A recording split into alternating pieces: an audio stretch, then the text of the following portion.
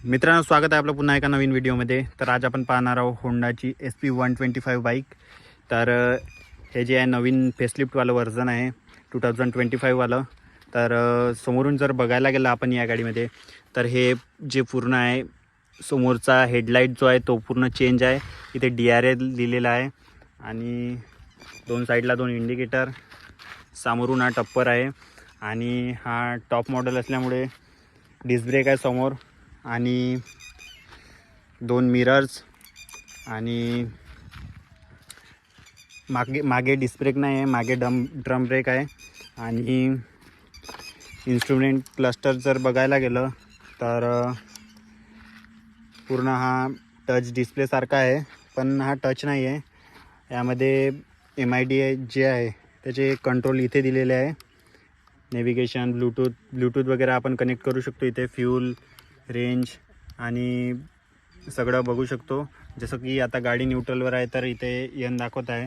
आता गेअरवर टाकू तर सेन्सर आहे म्हणून या गाडीमध्ये गेअर लागत नाही असा गाडी चालू केल्याशिवाय. आणि साईडला जर बघायला गेलं तर इथे होंडाची बॅजिंग दिलेली आहे आणि इथे SP125 लिहून आहे. आणि इंजनची जर बघायला गेलं तर इंजन या गाडीचं 123 CCचं इंजन आहे यामध्ये.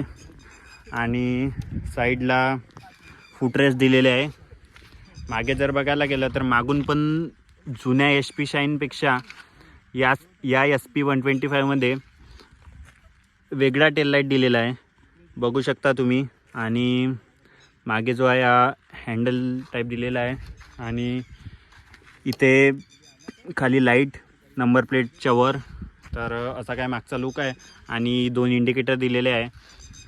आणि जुन्या SP पेक्षा ही जे बाईक आहे हे खूप अपडेटेड आहे आणि नवीन बाईक आहे ही 2025चा मॉडल.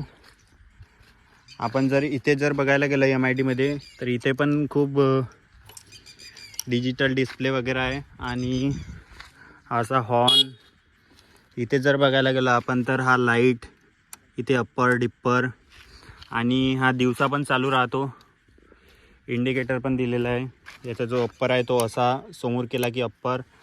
आणि गाडीचा साऊंड जर बघायला गेलं तर साऊंड पूर्ण सायलेंट आहे.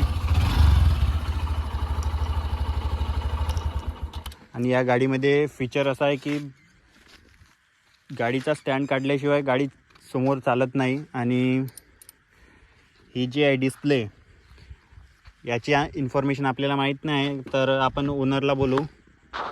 गाड़ी के ओनर तो ये बताएंगे इस डिस्प्ले की इन्फॉर्मेशन. तो बताओ इसमें क्या क्या है. जैसे कि आप देख सकते हो यहाँ पे अपना मराठीमध्ये सांग भावा. मराठीमध्ये सांगायचं. यामध्ये आपण बघू शकतो की पेट्रोल, यामध्ये फ्यूल दाखवेल तुम्हाला ॲनालॉगमध्ये. यामध्ये डिजिटल म्हणजे नंबर 1 दाखवेल की आपली गाडी किती किलोमीटर चालू शकते. झालं फ्यूलबद्दल. यामध्ये तुम्ही किती किलोमीटर मतलब यामध्ये नॅव्हिगेशन पण आहे, ब्लूटूथ कनेक्टिव्हिटी, ट्रिप 1, ट्रिप 2 ते पण बघू शकता. रेंज पण दिसते. आणि यामध्ये तुम्ही फंक्शन बघू शकता. ऑटोवर करायचं आहे की इकोवर करायचं आहे ते आहे. डिस्प्ले आहे. डिस्प्लेमध्ये तुम्ही बघू शकता ब्राईटनेस टाईप मतलब डिस्प्ले टाईप बार किंवा सिम्पल ते पण ठेवू शकता. ब्राईटनेस मॅन्युअल किंवा ऑटोवर करू शकता आपण या डिस्प्लेची ब्राईटनेस. आणखी theme, auto dark, favourite information, जसं की तुम्हाला कोणते डिस्प्लेवर दिसायला पाहिजे ते इन्फॉर्मेशन. आणखी जनरलमध्ये date, time, unit, bluetooth pairing वगैरे आणि सर्व्हिसेस, मेंटेनन्स वगैरे. तर अशी होती या SP125ची इन्फॉर्मेशन. तर व्हिडिओ आवडला असेल तर लाईक करा, चॅनलवर नवीन असाल तर